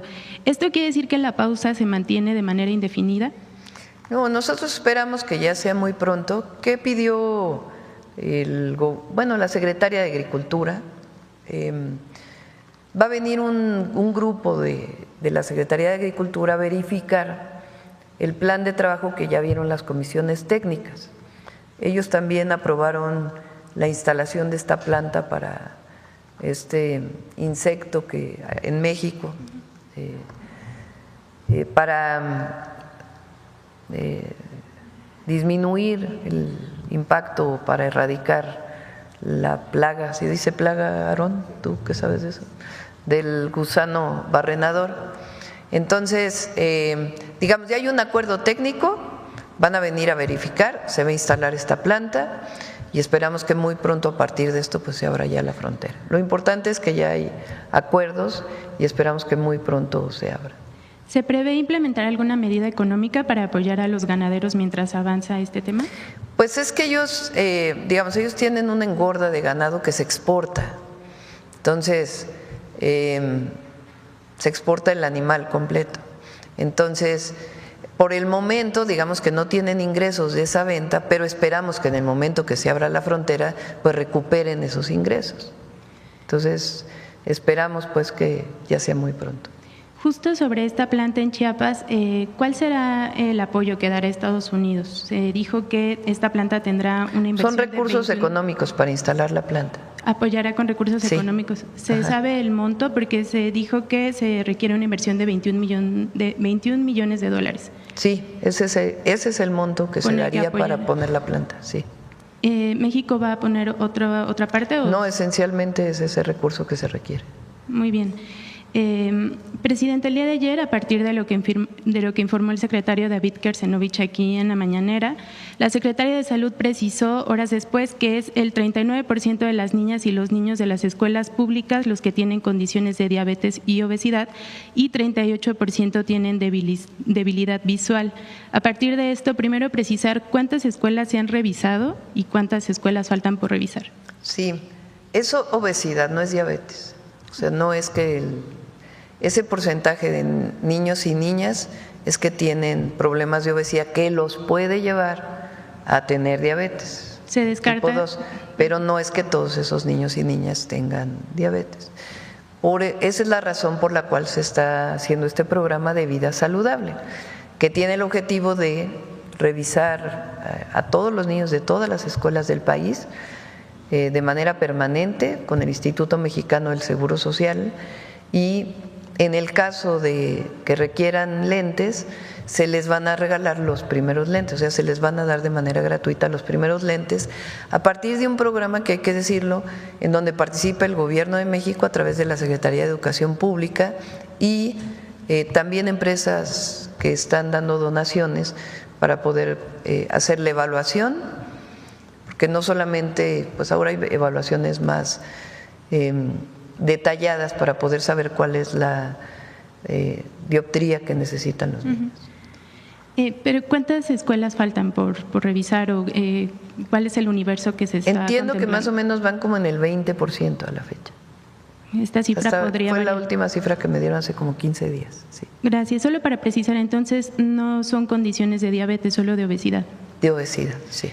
Muy bien, y justo por este porcentaje de niños con debilidad visual, ¿se tiene contemplado mayor presupuesto para la entrega de lentes gratuitos? Hay un presupuesto del Gobierno de México y repito, se buscó que algunas empresas que hacen lentes nos ayudaran también con donaciones. Entonces va muy bien el programa. Finalmente, Presidenta, el viernes pasado se informó que el Parque Bicentenario ya está en manos del Gobierno federal, pero saber si además de esto le han informado de los avances de la investigación de lo que sucedió en el Festival Ceremonia para que la muerte de los fotoperiodistas Berenice y Miguel no queden Esa investigación la lleva la Fiscalía General de Justicia de la Ciudad de México.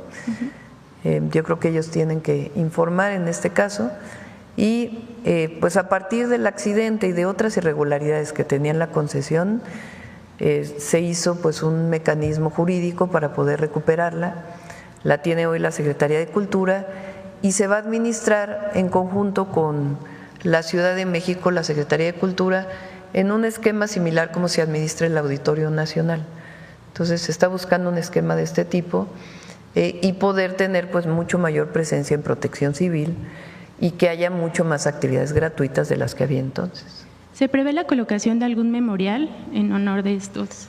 Tiene que definirlo con las víctimas la la Fiscalía General de Justicia, y nosotros lo apoyaremos en lo que requiera. Gracias, Presidenta. Sí.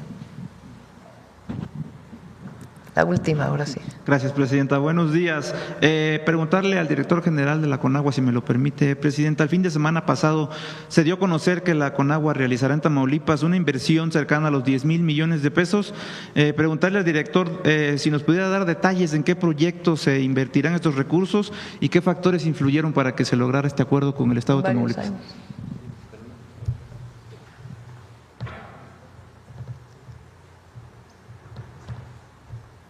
Tenemos aquí el dato de ingeniero Zatarain. Bueno, lo que se informó fue por parte del gobierno del Estado. Estamos platicando con el gobierno de Tamaulipas y con todos los gobiernos las inversiones que se van a realizar durante los siguientes años. En el caso de Tamaulipas se tienen, por instrucciones de la presidenta, 2 distritos de riego que están incluidos en el Programa Nacional de Tecnificación, que es además un elemento muy importante para la zona, derivado de la condición de sequía que se ha vivido en los últimos años. Y la otra es el acueducto de Ciudad Victoria, que por cierto hace unos días ya se encuentra en licitación, y además se están realizando una serie de acciones a través de este esfuerzo que se está haciendo con el Fondo de Infraestructura Social, que va a tener un beneficio para la gente de Tamaulipas, que son redes de agua potable, la rehabilitación de pozos, son plantas de rebombeo, son drenajes. Es de veras un programa muy importante porque soluciona problemas a nivel local muy significativos. La inversión en cuanto a todas estas acciones que se están llevando a cabo, que contemplan no solamente la inversión de la Federación, sino también un compromiso de inversión del Estado y de los municipios, suma esta cantidad a lo largo de todo el sexenio. Se va a ir realizando una inversión año con año. Muchas gracias. Gracias. Presidenta, en otro tema, ayer y hoy ha estado muy activo en redes sociales un programa grabado en un canal de periodismo independiente, en el que quien era alcaldesa de la Cuauhtémoc en la administración local pasada hace una serie de aseveraciones contra el diputado federal Ricardo Monreal, mismos que pues para algunos aclaran y para otros suman a la serie de rumores de su operación en contra de Morena y usted en la elección local de la Ciudad de México en el 2021, donde la 4T perdió varias de las alcaldías que se ganaron en el 18. Preguntarle su opinión sobre estas aseveraciones y pese a esto y a otros señalamientos de supuesta traición a la 4T y a usted, ¿es el diputado Ricardo Monreal un político y un aliado confiable, presidente? Él trabaja hoy de manera muy importante en el movimiento. Ricardo Monreal, ese capítulo del libro Gracias del presidente, que lo he mencionado varias veces aquí, es muy importante para todos aquellos para todos, pero en particular para que los que somos parte de este movimiento lo leamos y lo analicemos. Él explica ahí cómo fue que invita a Ricardo Monreal a ser candidato del entonces PRD, cuando el presidente López Obrador fue presidente del PRD, y cómo se da todo el proceso en contra. Y al final, pues es el primer estado de la República que se gana por parte de un partido que entonces era de izquierda y ya desapareció, ¿verdad?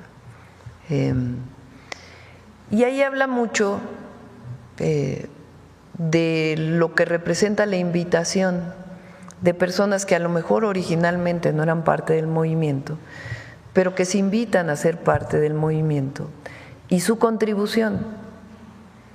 Y a ver si lo tienen por ahí el libro. Me voy a llevar más tiempo, pero nada más que a ver si andan por ahí mis lentes, porque no voy a hacer que…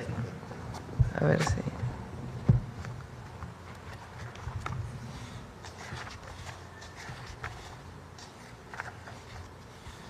Habla de Zedillo ahí también, vale mucho la pena.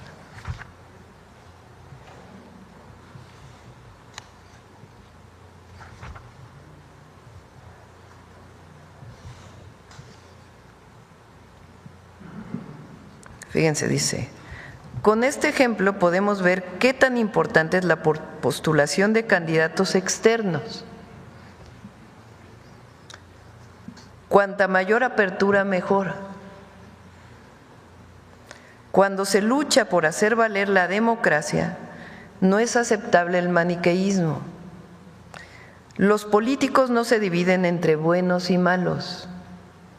Se distinguen sobre todo por su forma de actuar en determinadas circunstancias. Los fundadores del PRD, entonces, no éramos los únicos con derecho a participar. Repetía y repetía: el PRD no es nadie, no tiene dueño, es de todos. Es un instrumento de lucha al servicio de la sociedad. Entonces, no se trata de buenos o malos, o de quién llegó primero. Esto tiene que ver con la congruencia. Puede tratarse de una persona que viene del PRI, pero al momento de tomar postura y empezar a actuar en el movimiento popular, en el movimiento de izquierda, tiene una actitud distinta. No se puede cuestionar o juzgar a priori, a rajatabla. Hay que cuidar los principios, pero debe concederse el beneficio de la duda. En política hay que correr riesgos para avanzar. Es indispensable equilibrar principios con eficacia. Con más razón ahora, cuando existe una derecha neofascista y voraz, se requiere de unidad de todos los que nos situamos en el abanico de las fuerzas progresistas. Ahora sí voy a leer mejor. No estamos para ponernos muy exigentes, para exquisiteces, para decir este compañero sí, este no, este tiene una manchita, este otro no, es puro. Así no se puede. La política la hacen hombres y mujeres, no se hace con santos. Pero por eso hay que tener una visión amplia y abierta para preservar lo fundamental y no fijarse nada más en lo accesorio. Aquí viene otra parte, dice: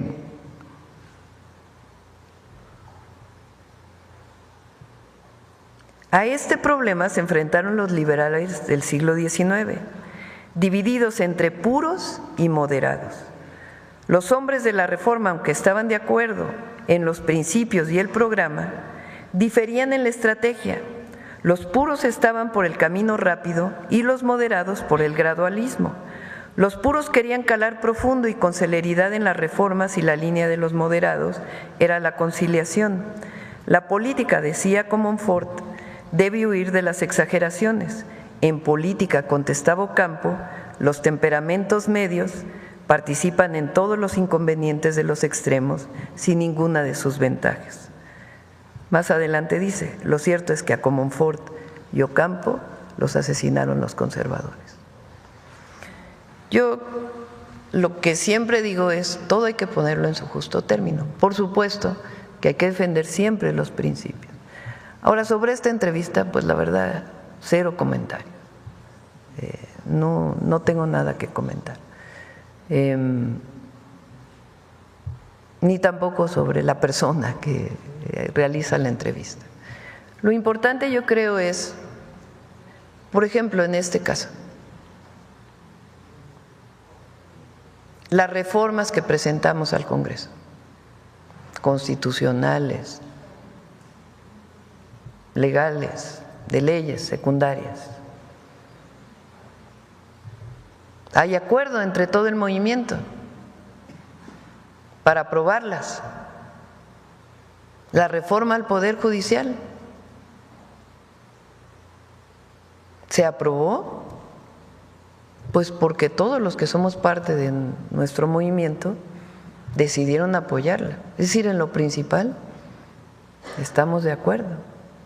Claro, si hay alguna irregularidad o algún otro tema, pues también tiene que revisarse. Pero para mí es muy importante, más allá de estos señalamientos, fíjense, yo tuve diferencias con Ricardo Monreal, sí tuve mis diferencias, pero hoy estamos jalando parejo para avanzar en la transformación del país. Y siempre hemos jalado parejo para eso, porque puede haber diferencias en su momento, pero nunca en lo más importante, que es la transformación de México.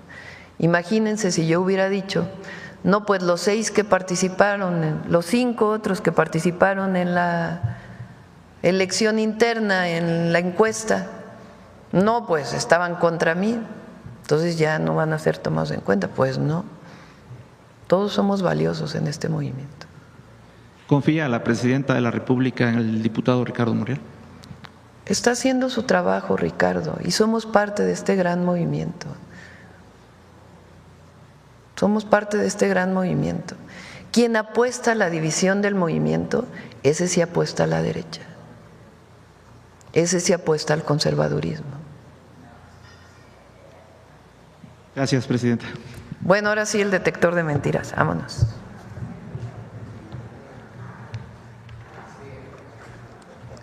Con su permiso, Presidenta. Buenos días a todas y todos. Nunca como ahora se habían coaligado jueces, comentaristas, intelectuales y hasta expresidentes para desacreditar el voto popular y difundir mentiras para inhibir la participación del pueblo en la elección judicial del 1 de junio. A pesar de esto, las encuestas reflejan que el 72% de la población considera necesaria la elección de jueces, juezas, magistrados, magistradas, ministros y ministras, mientras que el 65% estima que la elección aumentará la confianza y la legitimidad del Poder Judicial. Veamos el video del detector de mentiras de esta semana.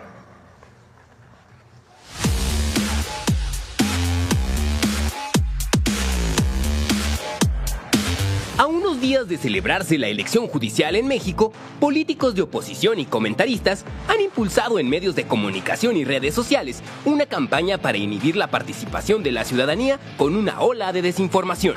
1. La elección judicial representa la captura y el control partidista del Poder Judicial. La elección está hecha para capturar al Poder Judicial. ¿Quién va a capturar al Poder Judicial? ¿Morena? ¡Mentira! Los candidatos en la elección del Poder Judicial no son personas designadas por Morena ni por el Gobierno de México. Los aspirantes se inscribieron de manera individual y voluntaria ante los comités evaluadores de los 3 poderes de la Unión, los cuales analizaron la idoneidad de cada perfil con base en criterios técnicos y legales. Posteriormente, los perfiles fueron reducidos mediante un proceso de insaculación transparente para ajustarlos a una cantidad de perfiles y a la paridad de género. El artículo 96 de la Constitución prohíbe a los partidos políticos realizar actos de proselitismo y posicionarse a favor o en contra de candidatura alguna en la elección judicial. 2. La elección judicial es una farsa. El resultado ya está decidido. Creo que no tiene ningún sentido participar en esto que es, a mi juicio, una farsa. La elección de ministros, magistrados y jueces me parece una farsa, armada para que Morena tome el control del Poder Judicial. Esta farsa de la votación judicial nos pone a nivel de países como Cuba, como Nicaragua, como Venezuela. Países con dictaduras que organizan votaciones, pero donde ya se sabe quién va a ganar. ¡Mentira! ¡Mentira! No hay resultados definidos de la elección judicial. El 1 de junio, la ciudadanía votará de forma directa para elegir a quienes integran el Poder Judicial, lo que garantiza un proceso abierto, democrático y sin imposiciones. Todo el proceso electoral extraordinario para la elección de diversos cargos del Poder Judicial de la Federación es un mandato contemplado en la Constitución mexicana y fue diseñado e implementado por el Instituto Nacional Electoral. 3. Los votos no serán contados por los ciudadanos.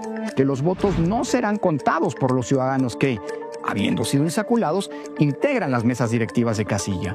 Se confirma, el tribunal ya confirmó que los ciudadanos no contaremos los votos en la elección judicial. El proceso carece de las garantías que siempre nos dio el INE. Los ciudadanos no contarán los votos. ¡Mentira! En la elección judicial serán los consejos distritales, integrados por ciudadanas y ciudadanos, los que realizarán el conteo de los votos. La Ley General de Instituciones y Procedimientos Electorales establece que para formar parte de los consejos distritales no se debe militar en ningún partido político ni haber participado activamente en alguna campaña electoral. 4. La elección judicial permitirá el triunfo de candidatos relacionados con el crimen organizado. ¿Por quién vas a votar? ¿Vas a votar por el corrupto o por el narco? Mientras tanto, el Financial Times, el diario británico, dice: la elección judicial le abre la puerta al crimen organizado. Es un experimento único. Por supuesto, el peligro, y esto lo hemos dicho muchas veces, de que el crimen organizado logre imponer a sus candidatos. ¡Mentira! De conformidad con el criterio sostenido en la tesis de jurisprudencia 11/97 del Tribunal Electoral del Poder Judicial de la Federación, el cual asegura que los requisitos de elegibilidad pueden ser analizados al momento del registro de las candidaturas y cuando se califica la elección, el Instituto Nacional Electoral revisará la idoneidad de los candidatos judiciales, pasadas las elecciones del Poder Judicial el próximo 1 de junio. 5. La elección elimina la independencia y profesionalismo del Poder Judicial. La gran víctima de una reforma como estas es la independencia judicial. La independencia judicial es un requisito indispensable para que un sistema judicial funcione. No voy a votar el 1 de junio en la elección judicial porque pienso que el resultado de la votación no va a traducirse en la independencia de este poder, sino justamente en lo contrario. ¡Mentira! Con la elección judicial no desaparece ni el Poder Judicial ni la división de poderes. Otorga a los ciudadanos facultades que antes eran exclusivas del Poder Ejecutivo y Legislativo para elegir a través del voto a ministros, magistrados y jueces. Además, el 60% de las y los candidatos que participan en la elección judicial cuentan con experiencia al interior del Poder Judicial. El 60% de las personas que van a la elección son del Poder Judicial. Tienen experiencia dentro del Poder Judicial y el Poder Judicial tiene 2 vías para proponer. Ahí en la boleta dice EF, que está en funciones y fue a la elección, decidió aceptar el pase directo que tenía, y los que propuso el Poder Judicial. Los que propone el Legislativo y el Ejecutivo también tienen un fuerte componente de gente que tiene experiencia.